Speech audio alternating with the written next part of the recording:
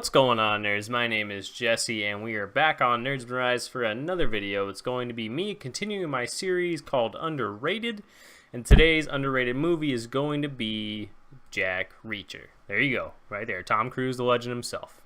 It came out in 2012, directed by Christopher McQuarrie. I hope I am saying that right, and it's based on the novel One Shot by Lee Child.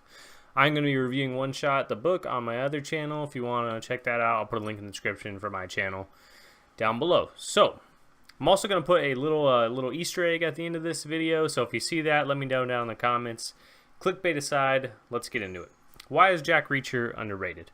Well, I think it's more underseen than underrated, but one of the big reasons is the book community who loves One Shot is alienated a little bit because Jack Reacher in the book is described as like 6'6", 250 pounds, a big ass Marine, or I'm not sure what he is. Maybe, well, he's a military cop, but I'm not sure what branch of the military he was in before that. But he's described as this huge dude, and we all know Tom Cruise is my height. Maybe even a little smaller, like 5'8", 5'9". He's a small dude compared to 6'6", 250 pounds. So alienating that group of people who are usually going to come out and say that it's the best movie ever, no matter what happens, even if it's terrible, really slows your rating process down. So I think some people just didn't go out to see it because it was Tom Cruise instead of some big like Jai Courtney or somebody like that who's huge or, big dude. But to me, I think Tom Cruise is perfect for this role, personally. And I've read the book, and I like the book, but I prefer Tom Cruise's performance in this because he's actually, you get a little more underdog out of him. And this is kind of an underdog story, really. He's not supposed to solve this case. This case is not supposed to happen, right? It's supposed to be an open and shut case. So as far as I'm concerned, he fits this perfectly, in my opinion, and I like him a lot. I mean, there's even a Facebook page. It's like Not My Jack Reacher or something like that. So to me, I like Tom Cruise in this role. I like him a lot, actually, and I think he fits it perfectly. And that leads me into some of my pros. Some of the pros in the film are that Jack Reacher, the character, is like well fleshed out in the film. Even though this isn't an origin story, he's well fleshed out. You get an idea of what his background is, what he does, and what he puts up with, which is nothing. He literally will not put up with anything. He's the most badass to ever badass, 100%. And he's got a couple of great scenes, and we're keeping it spoiler free here like we do on Underrated.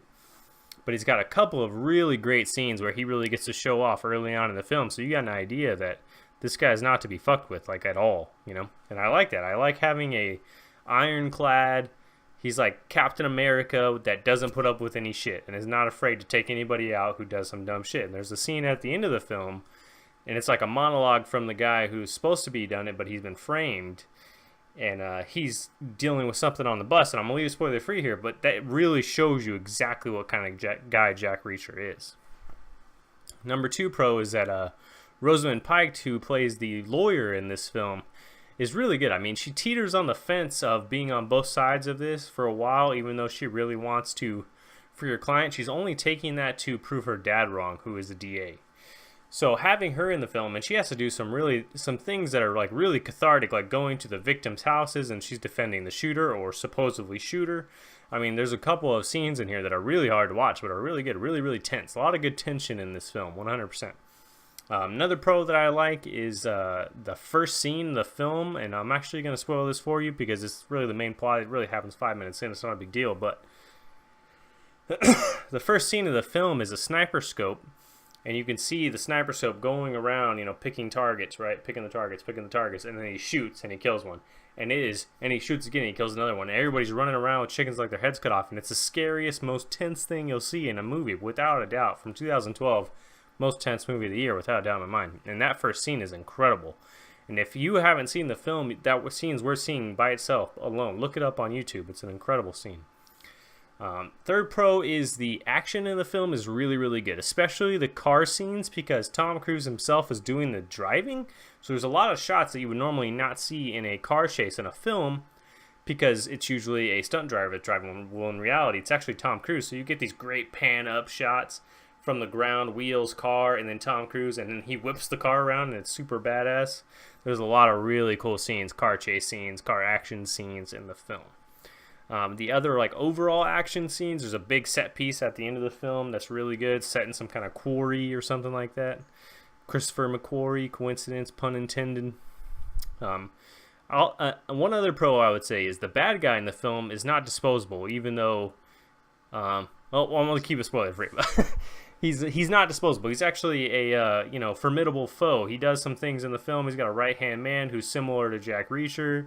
All of those things lead up to a good battle at the end of the film, which I really enjoy. A couple of cons in the film. There's a couple of book characters who get left out in this film, which means that other characters have to carry the load of what they were doing.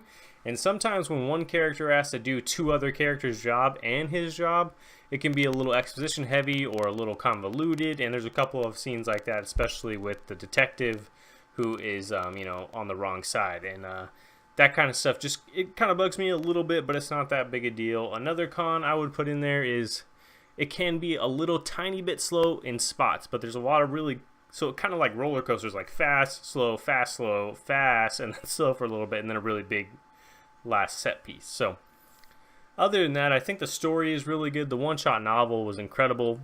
Tom Cruise's performance I really enjoy, and I actually like the second one as well. And yeah, I'm going to put a little splash up here to kind of let you guess what the next underrated film will be.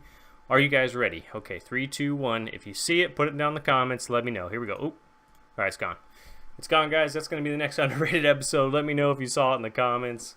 Don't forget to go look at the Nerds Rise Facebook page. We're trying to build a bigger community there to talk about movies and books and comic books and games and everything else. Don't forget to follow me and Andrew on Twitter. That'll be at the end of the film, or the end of the video. You'll see that there. And if you're liking this series, please give me a thumbs up. Subscribe to Nerds Rise if you're not subscribed. Show me a comment. I'll read all of the comments. You can always reach me on Twitter if you're looking for me. And yeah, man, I'll catch you guys on the flip side. Later.